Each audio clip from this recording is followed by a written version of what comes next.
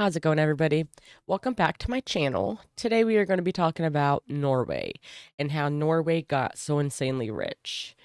I don't really know much about Norway. I know that the prisons there are fantastic, and I've only done one other video about Norway, which I will link up here if you guys want to watch it. Um, but yeah, so we are going to be learning a lot, and I'm excited. So we will just jump on in. As always, don't forget to like and subscribe if you enjoy the content. Helps me keep the channel going, and I really do appreciate it. Thank you, everybody. And let's go. Late 18th century.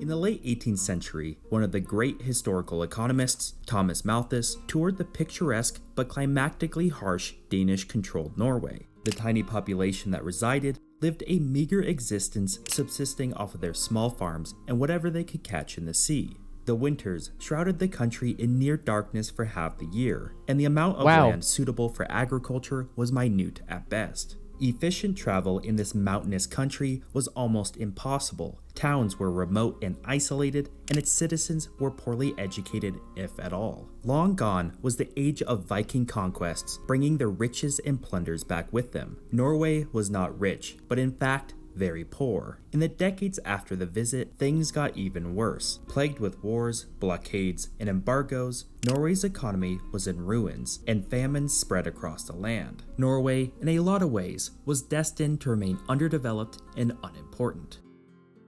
Yet today, if you don't include micronations, Norway is the second richest country on earth, one of the happiest, the seventh healthiest, and it's ranked the most democratic nation. In almost every metric that measures the prosperity of a nation, Norway is near the top, and all of its citizens are technically quarter millionaires. But how?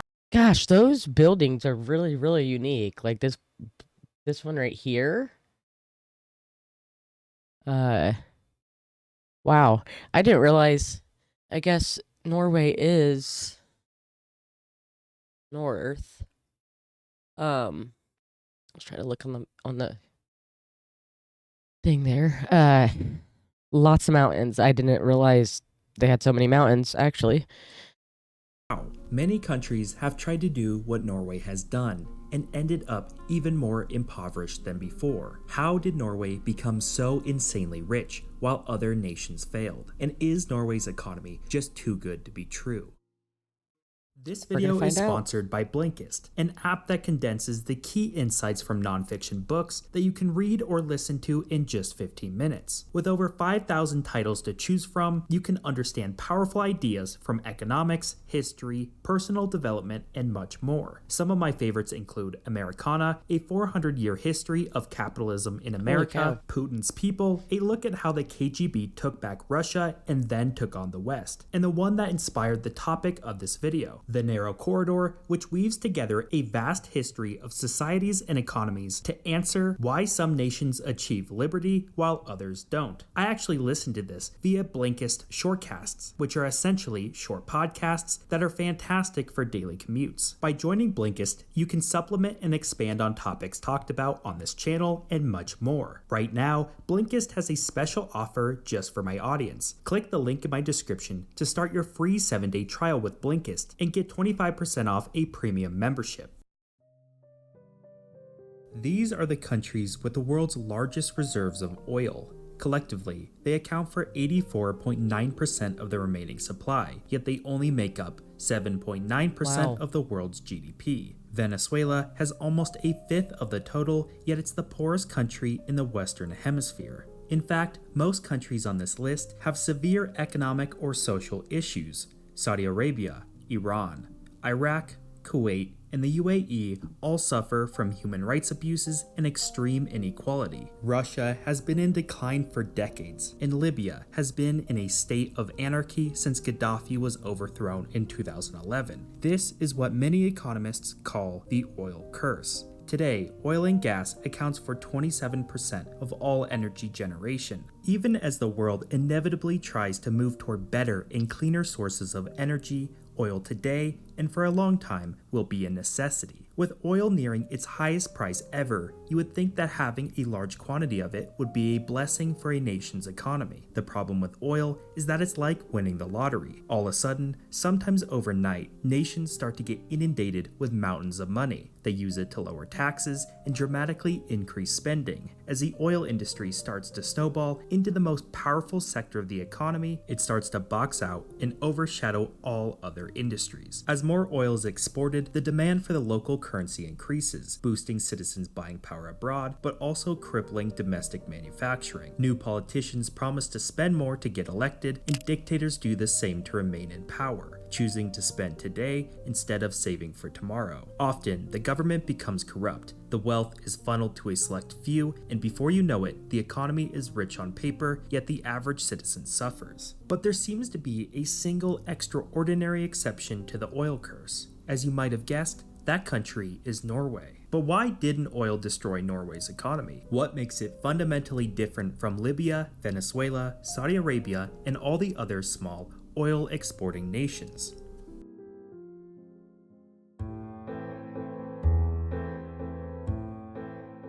About 100 years after Malthus's visit, Norway had just gained its independence when it separated from Sweden. It was still uneducated and still poor. Its economy was centered around shipping raw resources like timber, fish, and minerals, and it had little in common with its rapidly industrializing southern neighbors. But it did have some things going for it. Over the prior half-century, in the age of free international trade, Norway built the world's fourth largest merchant fleet, gaining them valuable expertise in shipping, trade, and technology, and being an important source of foreign currency. Norway had also coalesced a strong parliamentary system during its struggles for independence, and with it arose universal suffrage, workers' rights, and strong social reforms. Its wide distribution of political power and checks and balances served as a strong backbone to future prosperity. Their geography, while harsh, also enabled immense amounts of cheap hydroelectricity, laying the seeds for industrialization. However, almost 75% of all hydropower was owned by foreign companies. The new government saw this as a risk and believed the resources of Norway should be owned by and for Norwegians. A bill was passed limiting such foreign ownership and putting constraints on any attempt.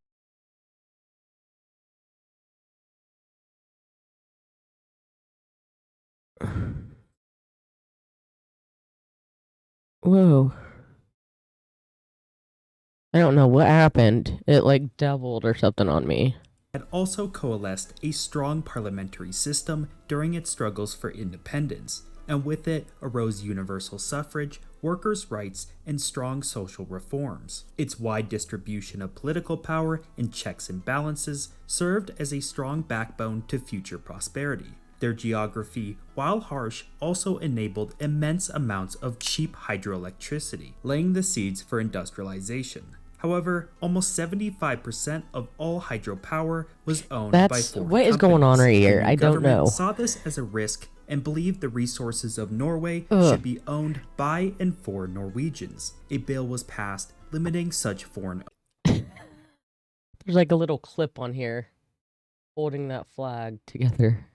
Ownership and putting constraints on any attempts at monopolization. This experience in controlling natural resources would prove incredibly important later in the story. But Holy all cow. of this coincided with the introduction of new technologies, which significantly reduced the burden of transportation. Railways, roads, and new methods of transmitting communication greatly narrowed Norway's inherent disadvantage against its European neighbors. All of these forces kickstarted rapid economic growth and industrialization, but one way in which Norway differed was its very strong ties to welfare, education, and public industry that would serve them well later on. Norway would largely keep on growing, but being small and reliant on international trade meant it was swept up in the global economic and geopolitical forces of the early 20th century. It was officially neutral in both world wars, but its merchant fleet took a massive hit in the first, and on April 9,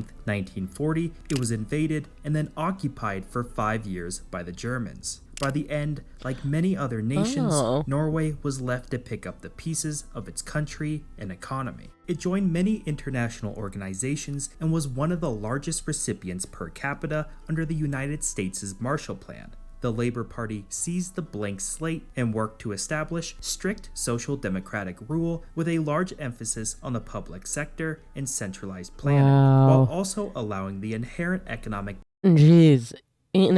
They may be poor financially, but not in the agriculture. I mean, holy cow, this is absolutely beautiful. Like, so beautiful. And it's like all these houses are living in the mountains. Holy cow. I would love it. I really would.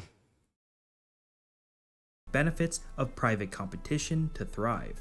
From 1945 to 1975, Norway produced an incredibly reliant and strong 3.3 GDP growth per year. Taxes were some of the highest in the world, but government spending on education shaped the workforce into one of the most capable on earth. It had a strong social safety net, and inequality continued to fall lower than comparable countries. Inflation remained subdued, and unemployment was almost non-existent. Norway's economic performance during this time was strong and steady, but it was a far cry from being the economic powerhouse it is today.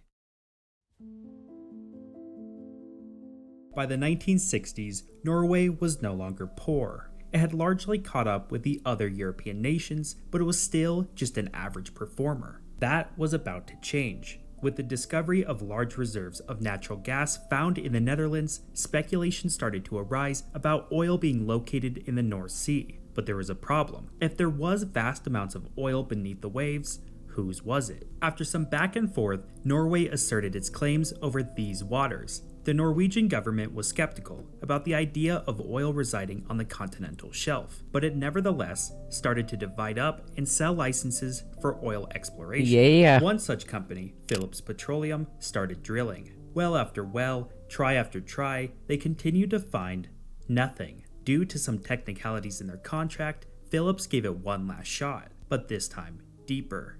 At last, in 1969, the first drops of North Sea oil was extracted, and not just a little, but massive quantities of it. A black gold rush quickly ensued, and in less than a decade, Norway was producing more oil per resident than any other country on the planet. That's the oil awesome. sector became a titan. Thousands of high-paying jobs opened, sleepy fishing towns became petroleum powerhouses, billions of dollars started rolling in, and Norway's economy was forever transformed. But we have heard about this before. The beginning of Norway's oil story had many similarities with other oil-rich nations. While foreign companies rushed into Venezuela, profiting handsomely and returning little more than propping up its dictatorship, Norway tried another way. Unlike in Venezuela, where absolute power was already in the hands of a single man, Norway's political power was already widely distributed, making it impossible for a single person or group to benefit themselves at the expense of society. Therefore, Norway's government was not only able to, but restricted in making decisions based on the utility to the whole nation. Norway had also watched the oil curse happen across the world. It knew that oil luck did not mean permanent luck. Much like its battles with the hydro companies immediately after independence,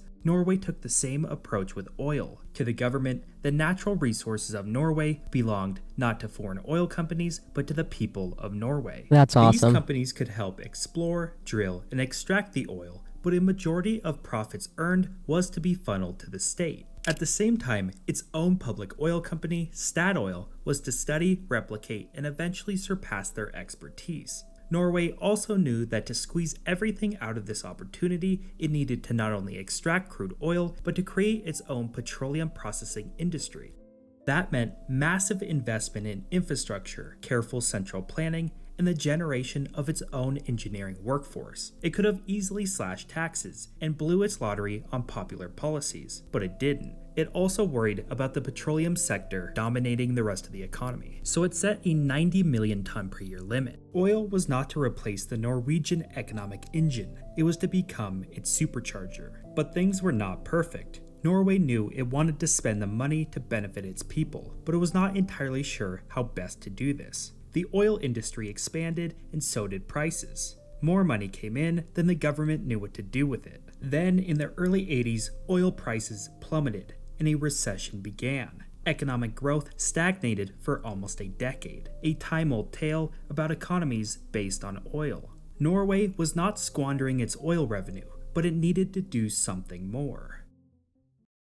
I'm just really curious. If you are from Norway and watching this video, please let me know what the price of gas is, because I know that here in America it's about, I believe, 407 is what I seen the other day. That's quite a lot. But yeah, I'm just really curious. Like, they say that oil is owned by, which I don't know why I keep doing that. Never mind.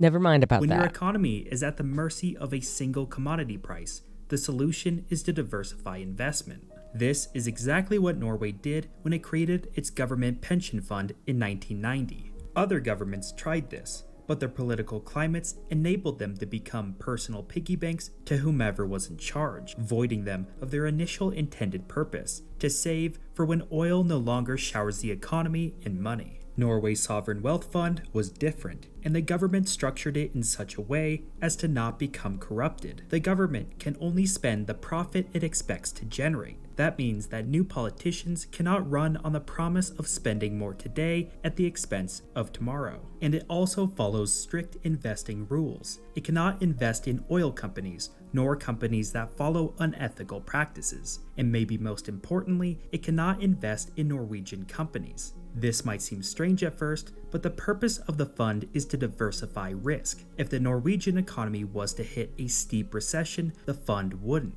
because it's not invested in Norwegian companies, and therefore it provides a safety net to short-term domestic shocks. Today, the fund has become the largest such in the world, owning 1.5% of all public companies in the world. At its peak, it was valued at $1.35 trillion, enough for every Norwegian to be handed $250,000. And this amount is expected to keep on growing. While other Scandinavian countries have had to reduce their social spending, Norway is using the interest of its oil revenue to provide healthcare, education, and a safety net to families hit by hard times. Norway still has some of the highest taxes in the world, but its people never have to worry about paying medical bills that they can't afford. Norway has managed to get lucky. I wonder what that would feel like to, would they say, medical bills they cannot afford. That's a big one, and it bothers me very, very much because I have a grandma that has bad knees and can't get knee surgery because her insurance don't pay nearly half, like not even enough.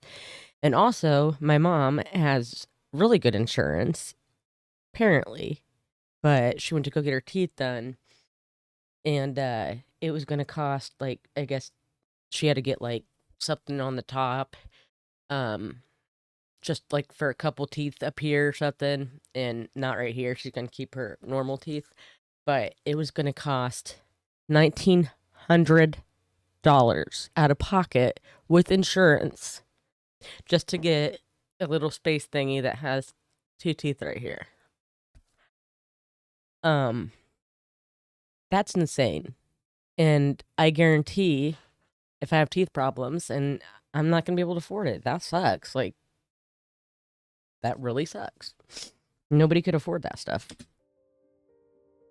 Norway has managed to get lucky, but it maneuvered carefully and set itself up for the foreseeable future. Oil is a massive part of the Norwegian economy. It provides high-paying jobs, but it still maintains many other productive industries. If oil went away tomorrow, Norway would hurt, but it would still manage to be one of the wealthiest nations on Earth. Does this mean it has the perfect economy, or one that other nations should seek to replicate? The answer is no. Norway has been given an incredibly fortunate situation. Not every country has trillions of dollars of oil sitting off its coasts, but its reliance on the public sector has reduced competition and potentially growth, and its cost of living is among the highest in the world. Norway's economy is not perfect for the world, it's perfect for Norway. But what about all the other oil-rich nations? Unfortunately, it appears strong democracy needs to have already been established before being blessed with oil. Otherwise, politicians and strongmen jockey for power, seeking short-term gains at the expense of the future. Not only that,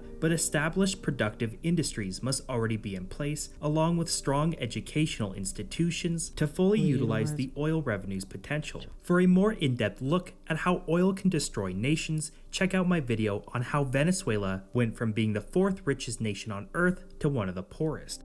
Norway, in a lot of ways, got lucky, but luck alone can often be fatal for a nation. While most nations squander their oil lottery, dumping money into social spending for votes, buying luxury villas, or sprawling desert highways, and stuffing the pockets of politicians, Norway invested its money and now lives off the interest. Economics is the study of scarcity. Everything is scarce, particularly luck. Nations that know this tend to thrive.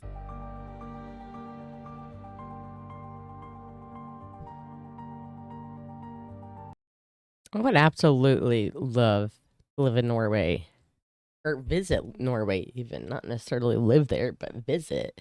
Like, it sounds like just the scenery alone is good enough for me to go. Um, a couple other things I've seen about Norway that I was reading on, um, was what was it? I thought it was really interesting. Uh, Hold on a minute.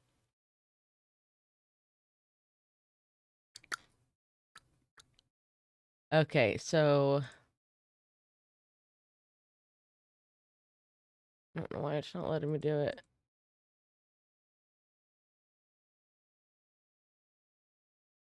Uh,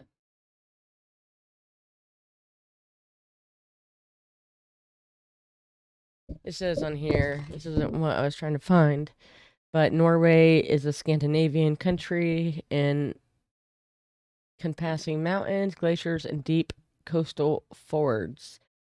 Oslo, the capital, is a city of green spaces and museums. Preserved 9th century Viking ships are displayed at Oslo's Viking Ship Museum. Bergen, with colorful wooden houses, is a starting point for the cruises to the dramatic Sognefjord. Sognef- Norway is also known for fishing, hiking, and skiing. Which, yeah, with all those mountains, that's awesome. Um, and one thing I noticed, they have literally the most beautiful skies I've ever seen. If anybody agrees with me, put it down in the comments. Let me know what you think of Norway. Um, if you're a neighbor of Norway, let me know how they are. Um, yeah, other than that, that's it. Uh, if you guys liked the video, please hit the like button and subscribe. Again, thank you all so much for all your support, and I'll catch you in the next video. Bye, guys.